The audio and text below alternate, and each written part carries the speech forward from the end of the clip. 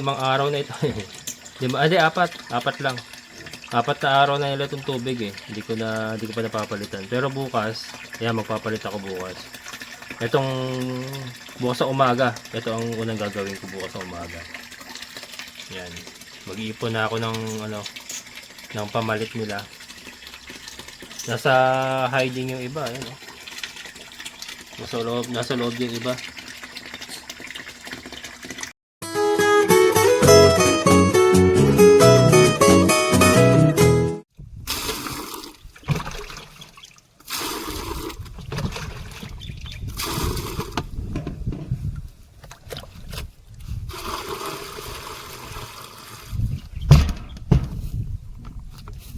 Mga kabukas, painumin natin si Milky.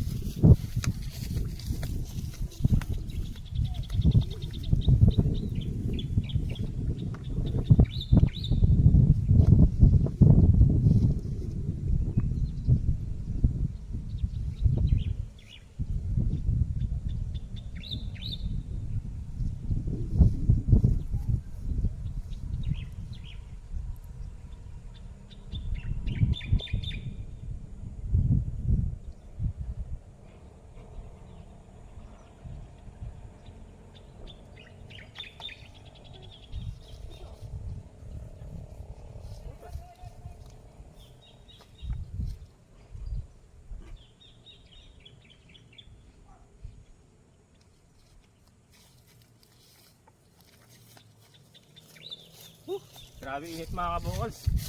Dinala ko yung motor kasi hindi ko kaya. Napakainit. Bigyan natin siya napier grass.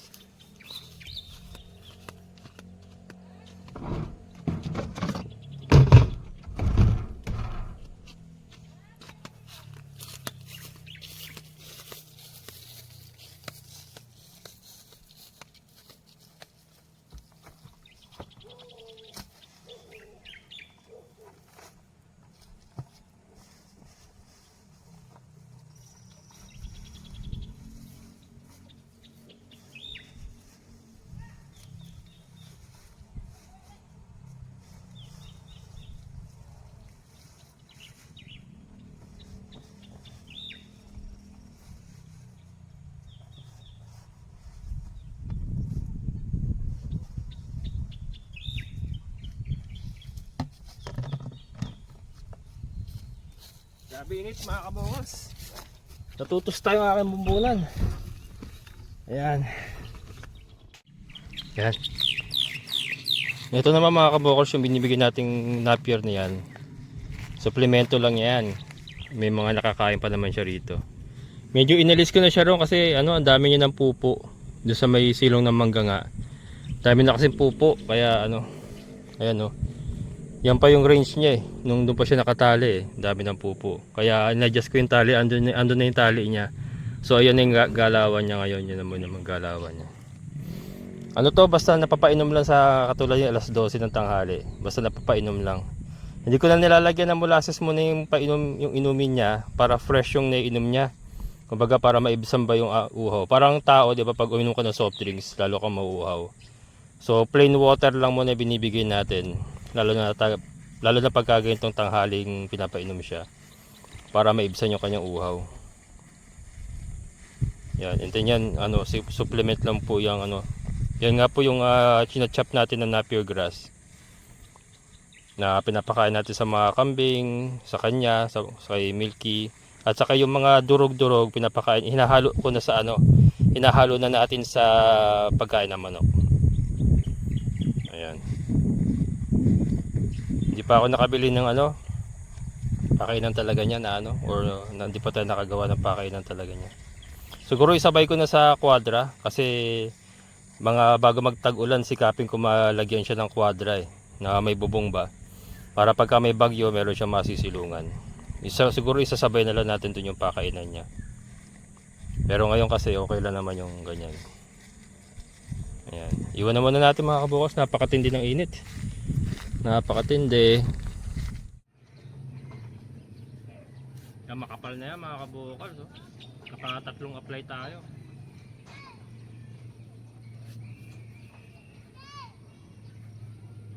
Hihintay ko pa yung Yung kawayan mga kabukals, umorder na ako ng kawayan. Tutukuran na natin. Yan, maraming salamat sa mga nagsasuggest. Kaya po tutukuran ko na. Para sigurado baka sumablay na naman ulan ninyo ako ng sisi. Kasi hindi ko kayo sinusunod Kaya magtutukod na tayo mga kabukals in between. In between ng mga existing na poste.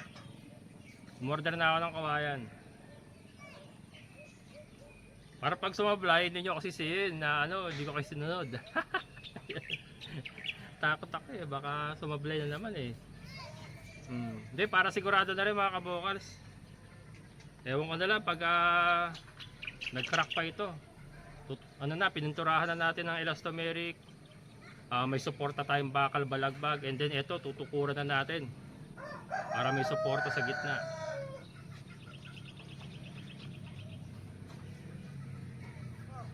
Yan. Sulit din itong nabili natin 680 lang Nakatatlong application tayo.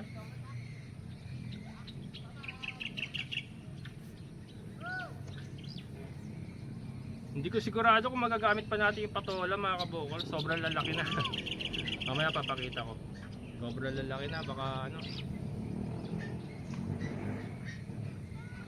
Hindi ko sigurado kung maibibigay na nila Kuya Greg yung kawayan bukas May ginagawa pa kasi sila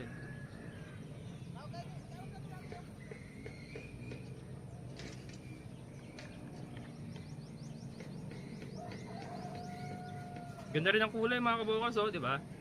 Ganda ng kulay. Malamig sa mata. Para sa akin Hindi ko alam sa iba kung malamig sa mata nyo.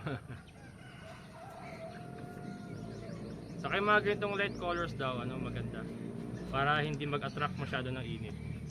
And then ito nga elastomeric nito. May UV protection na siya.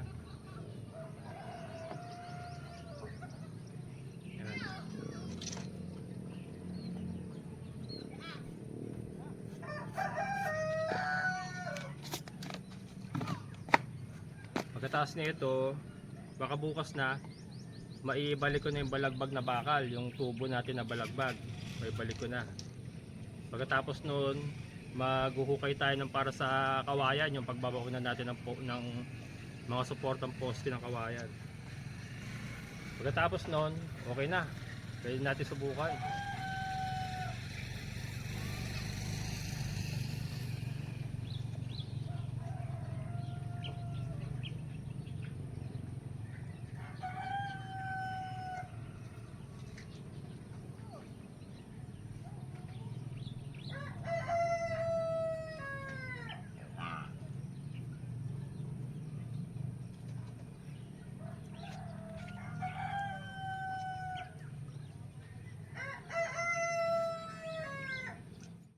Ayan mga kabukals, third coating done. Tapos pati yung mga welding tinira natin para hindi kagad masira yung mga welding. Yan. Yan tatlong yan mga kabukals, tatlong patong na yan. Yan. Ubos. Ubos mga kabukals. So ito nga, ibabalik ko yung bakal bukas, yung balagbag natin. Babalik yan. Pak. Tapos umorder ako ng kawayan ngay kay Kuya Greg. Lagyan pa natin ng mga tukod sa gitnaan. As you have suggested, maraming salamat sa mga nag-suggest. Yan, tutukuran na natin mga kabukals para sigurado. Sige, para I won't take chances nga, sabi nga. Baka sumablay na naman kasi kumbaga na to. Ibubuhos na natin lahat ng pwede natin gawin para maging maayos itong ating aquaponics project. Tutukuran natin ang kawayan. Ayan. So ibabalik ko muna ito. Hindi ko alam kung nakapagtaga na sila Kuya Greg kasi usapan namin kahapon nga nung nagpunta tayo dun sa ginagawa nilang balon kay kay Andrew. Magtataga siya ngayon, kaya lang hindi yata nakapagtaga kasi hindi nagdala Baka bukas. Ayan. So kunin mo natin kambing. Nag-iiyakan na. Nilabas ko nga kasi nagpipintura ako. Kasi habang nandiyan sila baka dilaan yung mga tumutulo. Kaya nilabas ko muna ron. Doon sa kabilang ibayo. Kabila ibayo. Doon sa kabila. Yan, ikot muna tayo. Si Milky naman nga, napainom ko na uli yan. Bukod dun sa painom natin kanina tanghali na napakainit. Napainom ko na uli ngayong hapon yan. Hindi ko na lang na-videoan. Pero 2 beses na siya nakainom. Tuyong-tuyo yung mga damo. Grabe. Doon tayo. Sa kabila, malapit kay Labutchoy. Yan, dito tayo sa likod. Ayan yung ating aquaponics. Tuyong-tuyo. Ang laki na ng dede ni Paloma. Hindi ko na tinatali ito si Paloma kasi ayaw niya ng ayaw niya ng lactating ba. Hindi siya kumakain ng lactating pero napakalaki ng dede. Ikaw ba? Kailan ka ba maglalandi? Baka subukan ka kung ano lahi mo. Ayan Putok na putok na mga kabukals Ayaw niya ng lactating. Ano lang yan, puro ganyan lang, grazing lang. Damo lang ang gusto niya. Native na native nga. Native na native. Pero ito si Tisay sa kasi Bambi. Gustong gusto yung lactating. Yan tuwing umaga nga. Bago ko sila pakainin ng damo, tapos bago sila lumabas, nakakain na ng lactating yung dalawa na yan. Yan, dito ko sinusuga. Ayun tayo, ayun lote ni Ate Nino pa. Shoutout kay Ate Nino pa. Mababa pa naman yung damot Ayan, hindi ko pa masikaso. Dami ng kambing dito. Dami ng kambing. Ayun, yung mga kambing ni pinapaalagaan sa nanay ni Kuya Greg. Ito yata may-ari. Ayan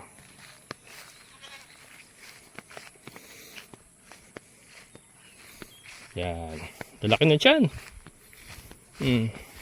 Dito ko yung nilalagay kasi marami pang damo dito sa riwa. Ayan. Mawawalan ko lang to. Tanggalin ko lang to tali. Yan. Ayan na sila. Parang nagagalit na rin naman yung nagagalit na rin yung dede ni Tisay. Ang records ko April 30. Ang kanyang ika-145 days. 145 days to 155 kasi yan mga kabukals mga anak. Yung kanilang gestation period. Yan. Si Bambi, ang laki na rin nandiyan Pero si Bambi, ano pa to? Parang second week ng May. Tapos magkasunod sila araw lang ang pagitan nila ni Paloma Ganun katindi si Dagol mga kabukals, araw lang pagitan niya. Yata isang araw lang. Nabulugan ni Dagol si Bambi, tapos kinabukasan si Paloma naman. Yan. So ito pinawawalan ko lang sila. Kinuha ko na nga yung tali. Tapos uwi na lang yan mamaya, uwi na lang. Ngayon si Bambi rin para nagagalit na rin yung dede niya. Pero si Paloma galit na galit. Nagmumura. Nagmumura. Nagmumura. Ganda siguro ng anak nito. Si Dagulan tatay mga kabukals Paloma. Ito rin siguro pagka nabulugan ni Dagul ito. Si Snow. Maganda rin ang kalalabasan yan. Ayan. Sa ngayon ginahawa. Kasi tag-init pero sa tag-ulan.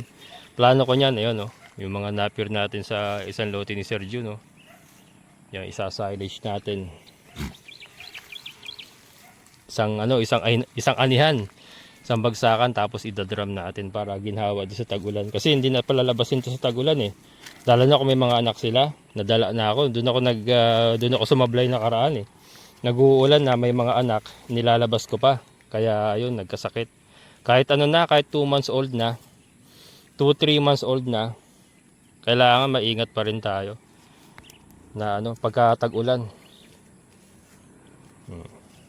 Nalaki ng tiyan. Sagana talaga pagka nakagala lang ng ganyan. Tapos yun nga, nakalactating itong dalawa na ito. Binibigyan ko ito yung dalawa kaya lang ayaw nila Ang nangyayari, binibigay ko na lang din dito sa dalawa, yung natitira nila, hindi nila kinakain eh. Ano lang naman yan, ito tag 3 dakot sila. Tapos binibigyan ko to ng 1 dakot tong dalawa. So pag hindi nila ubos, so hinahati ko pa sa kanilang dalawa. Ganun lang naman yun, konti lang naman. Hindi naman kailangan marami kasi yan eh. Magba-bloated din yan pag nasobrahan sa feeds. Yan ang gusto nila. Dito kasi green pa ang ano dito, ang mga damo. Ayan, hayaan na muna natin kasi mga manok pala papakainin ko pa. Dumidilim na. Ito si sabog. Sabog. Laki na ng dede, nakakatuwa. Nakakatuwang tignan pagka ganyan ng kambing mo mga kabukals. Yung ano na, evident na yung buntis talaga. Talagang ayan na, ebidensya ba? May ebidensya na tayo na talagang buntis. Pero itong dalawang to, buntis yan. Oh, ang salbahe pa nga. Oh. Buntis siya kasi kita naman sa dede, lawlaw eh. Oh. Lawlaw. Yun nga lang, maimpis. Maimpis talaga kaya ano. Saka yung mga tiyan nila, humpak na humpak eh. Oh. Kahit naman kasi busog yan, hindi humpak ng ganyan yan. Ito mo to, busog na busog din to eh. Hindi naman ganun kahumpak. Susunod naman sa akin to eh. Malamang magsunuran din sa akin to pabalik pala. Balik ka na nga, uwi na kayo. Dali, dali, dali. Me.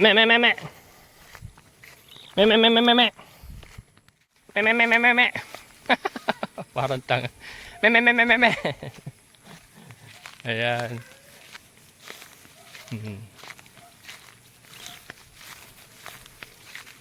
Susunod yan. Yan sila. Kasunod. Si Dagul lumatungal. Meron ka pang ano. Wait lang brother.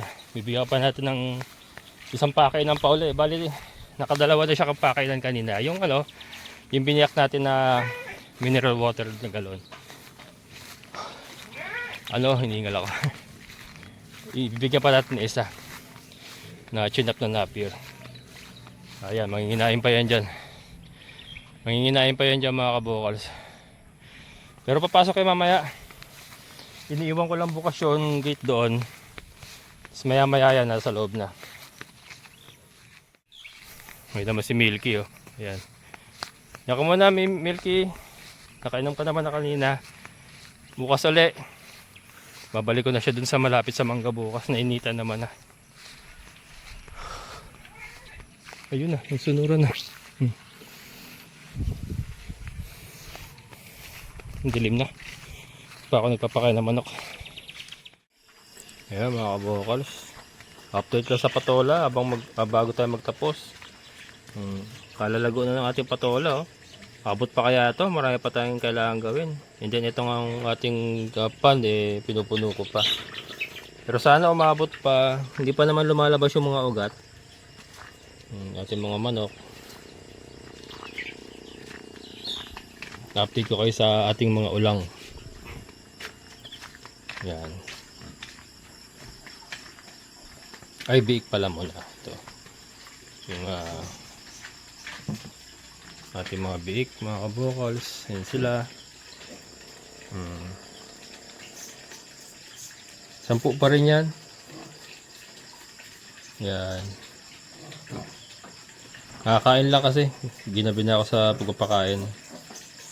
Kakain lang nila. Huli ko na kasing pinapakain yung baboy kasi may ilaw naman sila dito. Yung mga manok kasi, kailangan pakainin ko kagad kasi pag dumilim na hindi na makakain yung mga yun eh. Wala silang ilaw eh.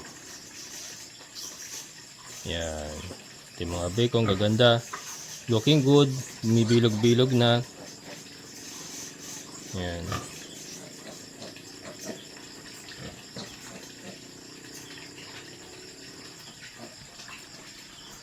Ito. Ating mga ulang.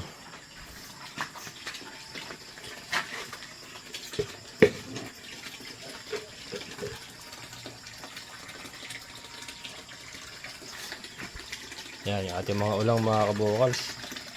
Bukas maglilinis ako nito. Magpapalit ako ng ng tubig bukas.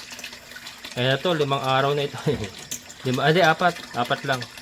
4 na araw na nila itong tubig eh. Hindi ko pa napapalitan. Pero bukas, yan magpapalit ako bukas.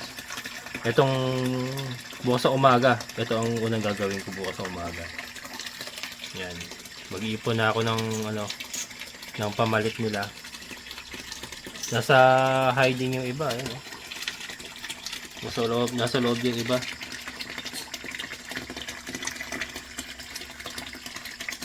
Ano yan, mga feeds yan, hindi ko na nga mo nalalagyan.